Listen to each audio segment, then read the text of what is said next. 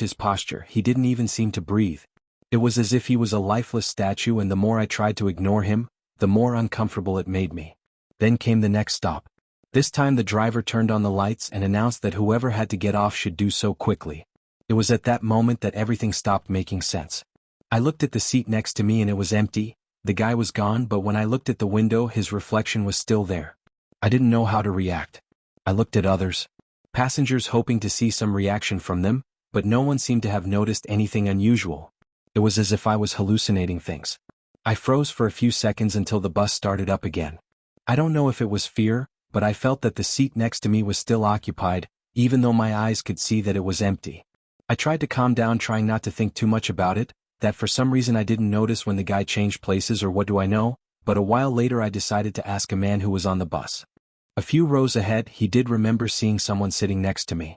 He answered that he couldn't tell me because he didn't pay much attention, but according to him he didn't remember seeing anyone sitting there. I didn't know what to think. My head was trying to find a logical explanation, but a part of me understood that there wasn't one. If I saw him, if I saw his reflection, if I felt him close, how come no one else noticed him? When we arrived at the terminal, I waited for the other passengers to get off. I didn't want to seem paranoid, but something inside me told me that I should see if that man appeared on the passenger list. I approached the driver with the excuse of asking about the return schedule and looked at the boarding log. There was a notation with the occupied seats, but in the place where that man should have been there was only a blank space, as if no one had taken that seat.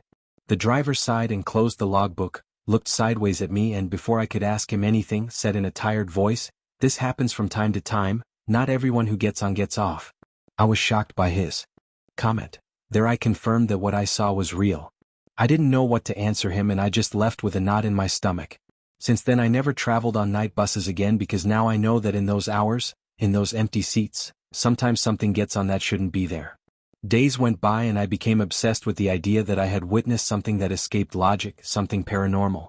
I searched the internet for information about apparitions on night buses, accidents on the road, anything that might give me a clue as to what had happened. It was then that I found something that left me cold. On that same road many years ago there was a serious accident.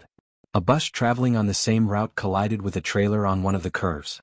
Several passengers died, but what disturbed me the most was to read that the seat where that man sat corresponded to that of one of the victims who was never identified. I don't know if what I saw was the echo of someone who had not yet found his destiny, or a coincidence he doesn't have logic. What is certain is that there is something in those night roads, in those almost empty buses, that does not belong entirely to our world. We continue. Good evening. My name is Rodrigo and I am a bus driver. It's not the easiest job, but with time you get used to the routine. What I never thought is that one of those routes would make me live something that to this day I can't explain. This happened 6 years ago. That night the road was darker than usual. It was after 2 a.m. and the bus was almost empty. There were only a few sleeping passengers, the bus engine in the quiet of the night, and the feeling that everything was going on like any other trip. But then, on a curve before reaching a small village, I saw something that made me break out in a cold sweat. I remember that at that same point on the road the narcos took a woman down. They didn't let me do anything, they just ordered me to keep driving. I didn't know what happened to her afterwards because unfortunately they never found her. I tried not to think about it, but her face remained engraved in me. Memory. His expression was not one of fear or anguish, just a lost look, as if the situation completely overcame his mind because it was so horrible, and it was no wonder. For a long time I tried to forget that image. I kept telling myself that I couldn't do anything, that it wasn't my fault. But the truth is that night left a mark on me. There were times when I dreamed of her, not of the exact moment when she was taken down, but of her face looking at me from the rearview mirror, always the same, without a hint of physical emotion, but with her gaze reflecting her soul, screaming, screaming, screaming, screaming. But with her gaze reflecting her soul, screaming inside, full of terror. Years later I took that route again. I had tried to avoid it, but sometimes work leaves you no options. That night, as if everything was repeating itself, I was on the road again. In the early morning there were very few passengers, most of them asleep, and the sound of the engine was the only thing that broke the silence of the road. As I approached that curve, I felt a knot in my stomach. I hadn't thought about that woman in a long time, but as soon as I saw the exact spot where she had been put down, all the memories hit me at once, and that's when it happened. I saw her standing on the side of the road. She wasn't moving, just raising her hand asking for a ride. She was wearing the same clothes as that night. I remember it perfectly. My first instinct was to slow down, but as soon as my hands touched the brake, a feeling of absolute mistake ran through my body. It couldn't be her, no. After all this time, not without having changed at all. I tightened my grip on the steering wheel, feeling the cold sweat slide down my neck, and I kept going straight ahead. I didn't look back and just walked away from there, but as the bus moved forward, something made me glance sideways in the side mirror. She was still there, she hadn't moved an inch, she didn't make any gesture or show any sign of having seen me, she just kept standing there with her hand up. The next few minutes were the longest of my life. I felt the road stretching out as if I would never make it to the next town. My hands were shaking on the steering wheel, and no matter how hard I tried to calm down, the memory of the road was still there. His empty face kept coming back to my mind.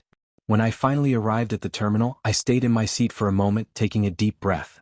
One of the passengers came up to thank me for the ride and said something I wasn't expecting. "Hey driver, why didn't you stop to pick up the girl on the way?" "Which one, which girl?" I asked with a dry throat. "The one who was hitchhiking. I saw her through the window, she looked as if she had been there waiting all night." I didn't know what to answer, I just nodded and pretended I didn't care. Importance. I told her I hadn't seen her, but deep down something told me that if I had stopped, none of this would have been told the same way. Since that night I have not taken that route again. I don't know what it was that I saw, and I don't know if anyone else has seen it. The only thing I know is that some souls seem to get trapped in the place where they disappeared, and their encounters on the road that it is better not to stop to understand, believing that there my story would end. That was not the last time I heard about it with the passing of the. Over time, other fellow travelers have told me similar things, stories about a woman on the road on the same stretch where I saw her. Some say they have tried to stop, but when they go down to pick her up, she is gone. Others claim that as they pass by the site, their radios stop working and they only hear a low murmur, as if someone is trying to speak, but can't articulate words. Once, a colleague who also avoided that route confessed to me something more disturbing. He said that on one occasion he was forced to take that road because of an unexpected detour. He did stop, said he saw the woman get on the bus, walk to the back and sit down without saying a word. The scary thing is that when he got to the next terminal he checked his bus before turning it off and no one was there. Did he get on, or did he just think he did? It was a hallucination, no one knows. I just know that after that night my partner left work and didn't want to go back on the road anymore.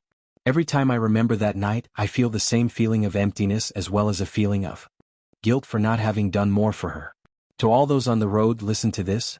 There are presences on the road that are not looking for a ride, they are just waiting. Moving on. I have never liked traveling by bus. It's not fear or discomfort, but there is something about the darkness of the road, the sleeping passengers, the silence interrupted only by the noise of the asphalt that has always made me feel a kind of uneasiness that is hard to explain. Even so, I have taken buses on multiple occasions. In spite of feeling uncomfortable, I have never been one to be easily. I'm easily suggestible, and although I've heard hundreds of road stories, I've always thought people exaggerate or that they're just scare stories for entertainment. Who knew I'd have to experience something paranormal to change my mind? I got on the bus. As usual, it was a long trip and my only intention was to sleep most of the way. I chose a seat near the window in the middle of the bus and watched as the other passengers boarded and settled into their seats. In front of me, 2 seats. Ahead I saw a young man getting on accompanied by an older gentleman. The older man was following the young man to get to their seats until they reached them, and the boy sat on the edge first. I assumed in case Grandpa needed to get up to the bathroom. I don't usually notice people too much when I travel, but I remember thinking it was nice that someone took the time to travel with their grandfather. The bus started up and gradually the monotony of the trip lulled me to sleep, letting the rattle of the road lull me to sleep. Lulled me to sleep. I don't know how much time passed, but a slight movement woke me up. I stared blankly, trying to regain consciousness while, a few minutes later, I saw the old man stand up. I watched as he struggled to his feet and began to walk toward the back of the bus. He walked past me and I, out of inertia, moved my legs a little to give him space. He walked slowly as if each step cost him effort, and as he passed me, I lost sight of him. I didn't think anything strange. At that moment, I simply closed my eyes again. And tried to continue sleeping, but time passed. Half an hour later I woke up again with the need to go to the bathroom. I stretched my arms getting ready to get up, and when I turned my head towards the back of the bus I noticed something that made me frown. The bathroom door was still closed, the old man had not returned. I waited a few more minutes, but the door still wouldn't open. That already seemed strange to me. I thought that maybe he had felt sick or had fallen. So I decided to tell his grandson to go check it out. I got up. I walked 2 seats forward and gently touched the young man's shoulder, who was asleep. When he opened his eyes and looked at me with a confused expression, I explained what was going on, that his grandfather had gone to the bathroom a long time ago and still hadn't returned. I told him that he might need help. The young man looked at me in complete silence for a few seconds too long. Then, with a frown on his face, he said to me in a still sleepy voice, "Sorry, you have me confused with someone else. I come alone." I did not expect that answer. So, I repeated what I had seen. I told him that I had seen the older gentleman sitting next to him, that he had walked next to me, that he had gone to the bathroom, but the young man just looked at me, increasingly confused. He assured me that no, he had boarded the bus alone and that he didn't know any of the elders. My mind tried to come up with some logical explanation. He had confused me, perhaps just because they were sitting at the same time. I simply assumed they were together. I know they weren't. I saw them from the outside together.